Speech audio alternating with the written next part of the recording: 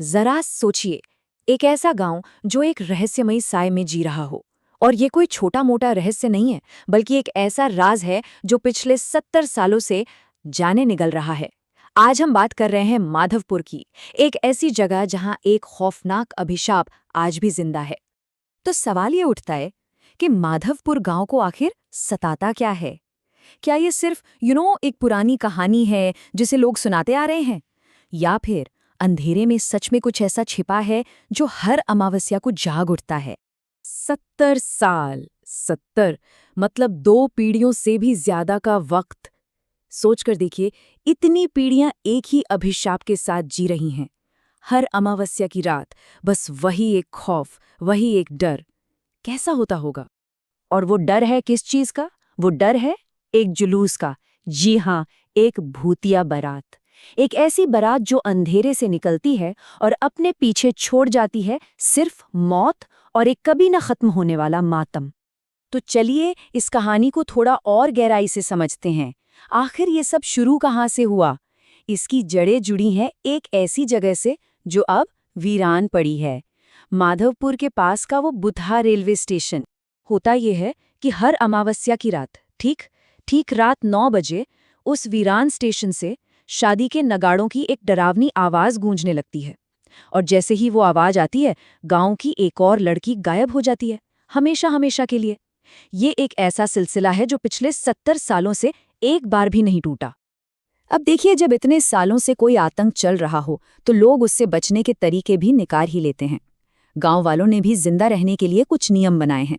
और ये सिर्फ कोई सलाह या सुझाव नहीं है, ये नियम असल में जिंदगी और मौत के बीच का फासला है। तो नियम क्या है? बहुत सीधे लेकिन उतने ही भयानक। पहला, सूरज ढलते ही घर से बाहर निकलना मतलब मौत को दावत देना। दूसरा, उस बारात को देखने की गलती कभी मत करना। तीसरा, उनका पहला निशाना हमेशा गांव की कोई कुंवारी लड़की ही होती है। और चौथा, जो शायद सबसे खौफनाक है, अगर उनकी नज़र किसी पर पड़ गई तो फिर कोई नहीं बचा सकता। और अगर कोई इन नियमों को तोड़े तो इसका नतीजा क्या होता है, ये सुरेश काका से बेहतर कोई नहीं जानता। आज भी उनकी आवाज़ में वो दर्द महसूस होता है जब वो कहते हैं, जिन आदमियों ने उसे रोकने की कोशिश की थी ना, उनमें मेरे पिताजी भी थे। मैंने उनमें से किसी को दोबारा कभी नहीं देखा। लेकिन हर कहानी में कुछ ऐसे किरदार होते ही हैं जो सवाल उठाते हैं, जो चेतावनियों को नज़रअंदाज करने की हिम्मत दिखाते हैं। और यहीं से कहानी में एक बहुत ही खतरनाक मोड़ आता है। तो गांव में 2 तरह की सोच है। एक तरफ है मंगल, जिसकी जिज्ञासाओं से चैन से बैठने नहीं दे रही। वो कहता है, क्यों ना हम आज रात बाहर ही रहें और उस भूतिया बारात को अपनी आंखों से देखें। और दूसरी तरफ है प्रिया, जो शहर से आई है, पढ़ी लिखी है। वो साफ कहती है, मैं अब इन भूतिया बातों पर यकीन नहीं करती। अब सभी को इस अंधविश्वास से बाहर निकलना चाहिए। और फिर वही होता है, डर पर जिज्ञासा हावी हो जाती है। मंगल और उसका दोस्त प्रताप दोनों सारी चेतावनियों को ताक पर रखकर फैसला करते हैं कि वो उस बारात को देखेंगे। वो एक पेड़ के पीछे छिप जाते हैं। उन्हें अंदाजा भी नहीं था कि इस फैसले की कीमत क्या होने वाली है। और बस अब वो वक्त आ गया है। रात गहरा रही है और पूरे माधवपुर पर एक अजीब सी भयानक खामोशी छा जाती है। एक ऐसी खामोशी जो किसी भी शोर से ज्यादा डरावनी है। वो खौफनाक वक्त अब बहुत करीब था। शाम के 7 बजे गांव के चौराहे पर आखिरी बार सबको चेताया जाता है। रात के 8 बजते बजते गांव में पूरी तरह से तालाबंदी हो जाती है। हर दरवाजा बंद, हर खिड़की पर कुंडी। और फिर ठीक 9 बजे सन्नाटा, एक ऐसा जिंदा अप्राकृतिक सन्नाटा। अचानक हवा रुक जाती है, गांव के कुत्ते भौंकना बंद कर देते हैं और फिर स्टेशन की तरफ से एक काला घना धुआं गांव की ओर रेंगना शुरू कर देता है। वो आ रहे थे और फिर उस धुएं से वो निकलते हैं। मंगल और प्रताप ने पेड़ के पीछे से जो मंजर देखा, उसने उनकी रूह कंपा दी। शरीर जले और झुलसे हुए, चेहरे बिगड़े हुए, विकृत, और उनकी आंखें खून से लाल। कुछ नाच रहे थे, कुछ नगाड़े बजा रहे थे और हर एक के चेहरे पर एक भयानक डरावनी मुस्कान थी। उनका एक ही मकसद था, एक ही निशाना। और उस रात उनका निशाना वो थी जिसने इस सब पर विश्वास करने से इनकार कर दिया था। अविश्वास की कीमत चुकाने का वक्त आ गया था। वो भूतिया बारात चलती जाती है और सीधा सीधा राजू के घर के सामने आकर रुकती है, मतलब प्रिया के घर के सामने। वही प्रिया जो इन सबको अंधविश्वास मानती थी।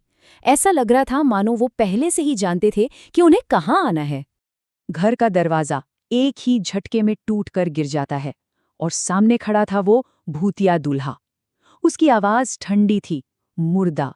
वो बोला, तुम्हारी बहन आज मेरे साथ जाएगी। तुम में से कोई भी मुझे नहीं रोक सकता। अगर रोकने की कोशिश की तो अपनी जान से हाथ धो बैठोगे। प्रिया का भाई राजू और उसकी पत्नी उसे बचाने के लिए आगे बढ़ते हैं, लेकिन उस दूल्हे ने पल भर में दोनों की हत्या कर दी, बेरहमी से। और फिर उसने चीखती चिल्लाती प्रिया को पकड़ा और अपने साथ घसीटते हुए ले गया। वो उसे घसीटकर वापस उसी वीरान स्टेशन पर ले जाते हैं और वहां अंधेरे में से एक भूतिया ट्रेन प्रकट होती है।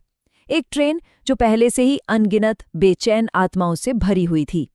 प्रिया को जबरदस्ती उस ट्रेन में धकेल दिया जाता है और देखते ही देखते वो ट्रेन तेजी से आगे बढ़ती है और धुएं में गायब हो जाती है।